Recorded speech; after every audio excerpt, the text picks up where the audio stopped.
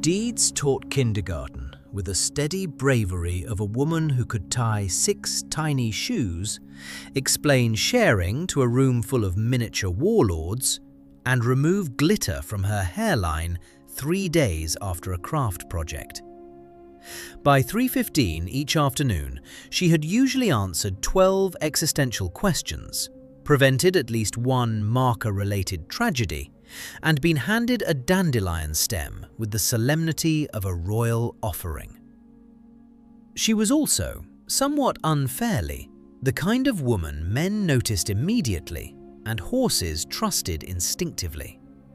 At the barn, she rode with a calm confidence that made 2,000-pound animals look like dance partners. In the classroom, she could get 20 small humans to sit crisscross applesauce with nothing but a look and a song about triangles. But beneath all that grace lived an old hum of worry. She had grown up under high expectations, not cruel exactly, just heavy. Be wise, be impressive, don't mess this up. Plan better, try harder, control the outcome. Somewhere along the line, Deedz absorbed the idea that if she could just anticipate enough problems, maybe she could outrun pain. So her mind became a full-time forecast center, always issuing emotional weather alerts. What if this relationship is the wrong one? What if this job stalls me out? What if this apartment is a mistake? What if I miss God's best because I didn't optimize properly? She loved Jesus, but for years she treated trust like a nice devotional concept and anxiety like the actual project manager. And yet, despite all her worrying, her life kept being upgraded by a God who clearly had not asked for her help micromanaging eternity.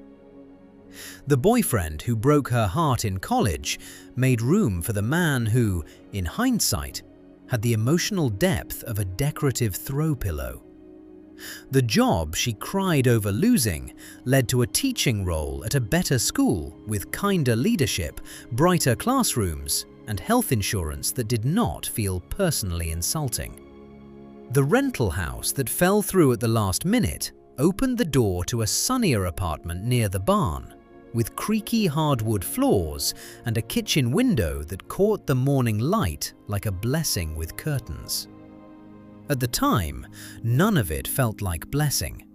It felt like interruption, delay, confusion, unwanted plot twists written by someone with a suspicious fondness for character development. But years later, Deedz could see it clearly. Every no had quietly escorted her to a better yes. One Saturday morning, after a lesson at the barn, Deedz sat on a fence rail, brushing dust off her jeans, while her horse, Clementine, snorted beside her like an old aunt with opinions.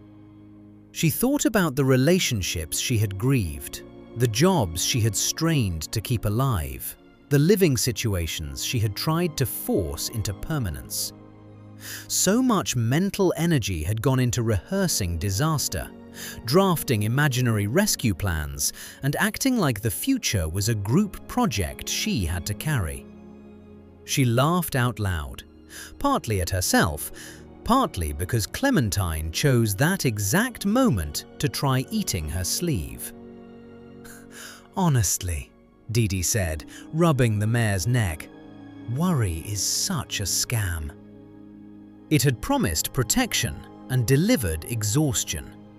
It had offered control and produced only tight shoulders and dramatic internal monologues.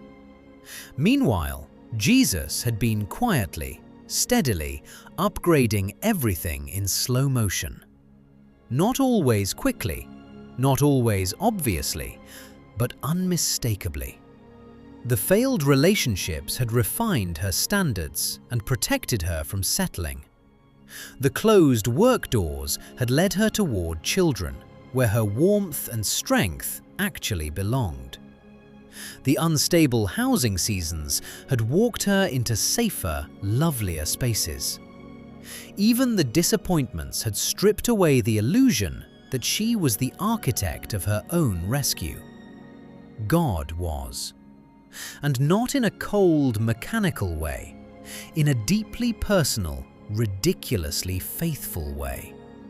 Like someone who knew her better than she knew herself and had no intention of letting her life flatten into anything less than love's design. So Deedz began practicing a new permission, the right to trust. Not passive laziness, not pretending she had no responsibilities. She still filled out forms, showed up on time, did the work, and made wise choices. But she stopped treating anxiety like a virtue. She no longer bowed to the fear that if she relaxed, everything would collapse like a badly assembled preschool macaroni tower. Instead, she would catch herself spiraling and say, "Jesus has a flawless upgrade history with me. Why am I acting like he just started?" And peace would return. Not all at once, but like sunlight taking over a room. By then she knew, worry wasted bandwidth. Trust restored vision. And the God who had carried her this far had every intention of keeping his track record intact.